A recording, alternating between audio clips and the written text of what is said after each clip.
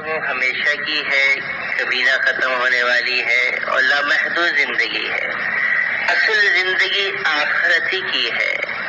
اس لیے حضور علیہ الصلوۃ والسلام نے صحابہ میں اس طرح محنت فرمائی کہ دنیا کی بے رغبتی کا ہونا دل میں اتر جائے اور دنیا کا فانی ہونا دل میں اتر جائے اور دنیا میں مسافروں کی طرح رہنے کا ذہن بن جائے اور اصل زندگی کی تیاری میں سب لگ جائیں۔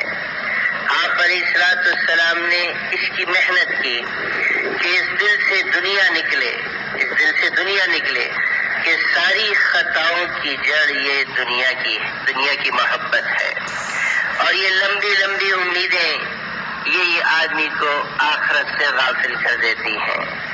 جہاں تھوڑی دیر رہنا ہے اس کے بقدر تیاری ہو، جہاں زیادہ رہنا ہے اس کے بقدر تیاری ہو۔ تو حضور علیہ الصلوۃ والسلام نے نہ خود دنیا سے دل لگایا، نہ صحابہ کا دل دنیا سے لگانے دیا۔ کہ جب آدمی اس دنیا میں پھنستا ہے تو پھر آخرت کو بھول جاتا ہے، وہ اس دنیا کو ہی سب کچھ سمجھ بیٹھا ہوتا ہے، نہ پھر اس کو اللہ کا خیال، نہ اللہ کے رسول کا خیال، نہ اچھے اعمال کا خیال۔ اس کی تو سب کچھ جو ہے وہ دنیا ہی بن جاتی ہے۔ صبح اٹھے گا دنیا، اور شام کو ہوگی کرے گا تو دنیا، اور رات کو سوئے گا تو دنیا، اور خواب بھی دیکھے گا تو دنیا کے ہی دیکھے گا۔ اس لیے آخرت کی زندگی کو ہر آن ہر گھڑی سامنے رکھا جائے۔ ایمان والا وہ ہے جو اس کا ہر آنے والا دن آخرت کی فکر کو بڑھا رہا ہو اور دنیا کی بے رغبتی کو بڑھا رہا ہو۔ ایسا نہ ہو کہ آدمی اس دنیا کو لے کے ہی دنیا سے چلا جائے۔ اس لیے بعض مرتبہ اللہ والوں کی تربیت کے لیے اللہ پاک کچھ مقرر کر دیتے ہیں کہ جس سے آخرت کا استحضار ہو جائے اور آدمی چلتے چلتے بھی توبہ کر جائے۔ ایک مجذوب بزرگ گزرے، حضرت بہلول رحمت اللہ علیہ۔ مجذوب تھے، لوگ ان کو دیوانہ سمجھتے تھے، دیوانہ نہیں سمجھتے تھے، وہ اللہ والے تھے، بزرگ تھے۔ خلیفہ ہارون رشید کا زمانہ تھا اور ان کے دربار میں ان کا آنا جانا تھا۔ ہارون رشید ذرا تھوڑے سے جلالی طبیعت کے تھے، ہر ایک ہمت نہیں کرتا تھا، لیکن حضرت بہلول کے بارے میں ان کا حکم تھا کہ ان کو ہر وقت کی حاضری کی اجازت ہے، تو آیا کرتے تھے۔ تو ہارون رشید کچھ ان سے تھوڑا سا مذاق کرتے، کچھ دل لگی کرتے، کچھ چھیڑ چھاڑ کرتے۔ ایک مرتبہ حضرت بہلول رحم اللہ آئے تو ہارون رشید نے اپنی طبیعت کے مطابق سے تھوڑا سا مذاق چھیڑ چھاڑ کی اور کہا، بہلول آج میں تمہیں ایک امانت دینا چاہتا ہوں، اور ایک چھڑی نکالی اور نکال کے کہا کہ بہلول یہ میری طرف سے تمہارے پاس امانت ہے، اور تم تلاش کرو اس دنیا میں جو تمہیں اپنے سے بڑا بیوقوف نظر آئے، اس کو میری طرف سے تحفے میں دے دینا۔ حضرت بہلول اس چھڑی کو لے کے واپس گھر آ گئے۔ اس کے بعد جب ہارون رشید کے دربار میں جانا ہوتا تو وہ چھڑی ان کے پاس ہوا کرتی تھی۔ ایک عرصے تک پھر جانا نہ ہوا، پھر اطلاع ملی کہ ہارون رشید بیمار ہے، طبیعت خراب ہے، تو عیادت سنت ہے، اس لیے عیادت کی نیت سے ہارون رشید کے دربار میں آئے تو دیکھا کہ واقعی ہارون رشید بستر پہ ہیں اور طبیعت خراب ہے۔ پوچھا، ہارون رشید کیا حال ہے؟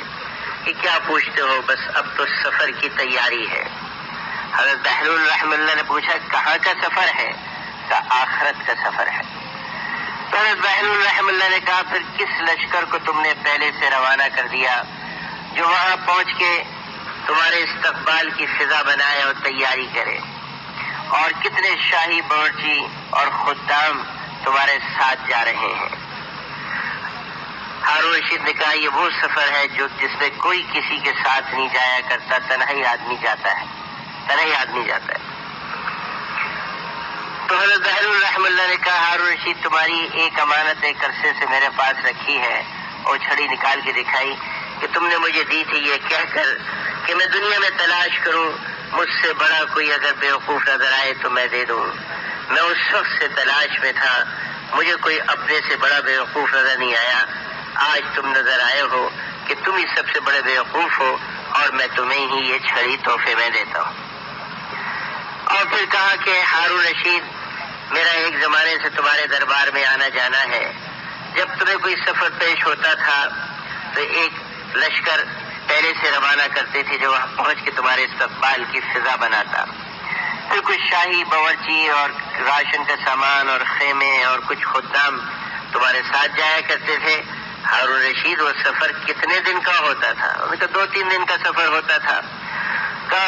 کہ بقول تمہارے اس مختصر سے سفر کی تو تم اتنی تیاری کرتے تھے، اور وہ سب طویل سفر جہاں سے واپسی بھی نہیں ہے اس کی تم نے کوئی تیاری نہیں کری. ہارون رشید نے یہ بات سنی تو رو پڑے اور کہا بہلول ہم تو تمہیں سب سے بڑا بیوقوف سمجھتے تھے، حالانکہ تم سب سے بڑے عقل مند ہو. واقعی ہم نے اس آخرت کے سفر کو بھلائے رکھا، اس کی کوئی تیاری نہیں کی. میرے محترم بزرگوں دوستو، کہنے کو تو یہ سوال حضرت بہلول کا ہارون رشید سے تھا، لیکن اگر غور کریں تو یہ سوال ہم سب سے ہے. کیا ہم آخرت کے لیے تیار ہیں؟ وہ اعمال جن سے آخرت کی زندگی بنتی ہے ہم نے اس کی تیاری کر لی؟ وہ تو یہ دنیا اتنی ہمارے اوپر غالب آ گئی کہ ہمیں تو ہفتوں آخرت کا خیال بھی نہیں آتا. دیانتداری سے سوچے ذرا، ابھی کتنے دن ہو گئے ہوں کہ ہمیں موت کا خیال نہیں آیا؟ کتنے دن ہو گئے ہوں گے ہفتوں کہ ہمیں آخرت کا خیال نہیں آیا کہ ہم نے بھی وہاں جانا ہے. ہم تو یہ سب یہاں دیندار لوگ بیٹھے ہیں. جب دیندار ہفتوں موت کو یاد نہ کریں اور آخرت کو یاد نہ کریں تو دنیا دار کیسے یاد کرے گا؟ وہ تو ویسی موت کے نام سے ڈرتا ہے. اور صحابہ کی مجالس آخرت کے تذکروں سے اور موت کے تذکروں سے بھری ہوتی تھی.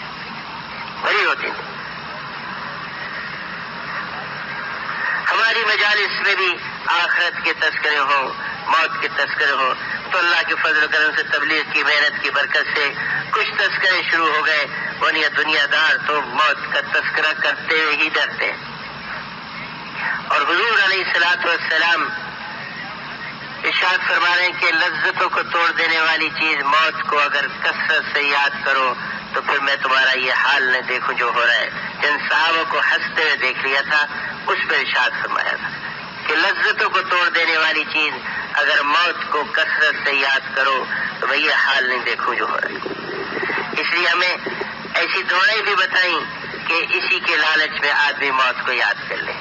جو 25 مرتبہ روزانہ اللہم بارک لی فی الموت وفیما بعد الموت 25 مرتبہ روزانہ پڑھ لے تو اگر اس دن مر گیا تو شہادت کی موت ہوگی. کہ کسی بہانے یہ موت کو یاد تو کرے تاکہ اس دنیا کی بے رغبتی دل کے اندر آئے. یہ ساری خطاؤں کی جڑ دنیا ہے. جب آدمی اس دنیا میں پھنستا ہے تو پھر نہ اس کو ذکر کا وقت، نہ تلاوت کا وقت، نہ دعوت کا وقت، نہ تعلیم کا وقت، نہ گشتوں کا وقت. ٹھیک ہے، یہ تو ہم نے سن لیا ہے کہ فرائض کے بعد سب سے بڑا فریضہ حلال کمائی ہے، لیکن کبھی علماء سے بھی تو پوچھے کہ وہ کون سا فریضہ اور کس طرح کا فریضہ ہے. اس میں 2 شرطیں لگائی ہیں. ایک تو طریقہ حلال ہو، دوسرا اس میں اتنی مشغولیت نہ ہو کہ آدمی دین سے غافل ہو جائے، یا اتنی مشغولیت نہ ہو کہ دین کے تقاضے دوسرے نمبر پہ آ جائیں اور دنیا کے تقاضے پہلے نمبر پہ آ جائیں. اس کے بعد فرائض کے بعد یہ فریضہ بنے گا. اب جو دنیا کی کمائی ہمارے گشتوں کو کھا جائے، ہماری تعلیم کو کھا جائے، ہمارے سیرونے کو کھا جائے، ہمارے چلنے پہ زد پڑ جائے، اس کو کیسے کہیں؟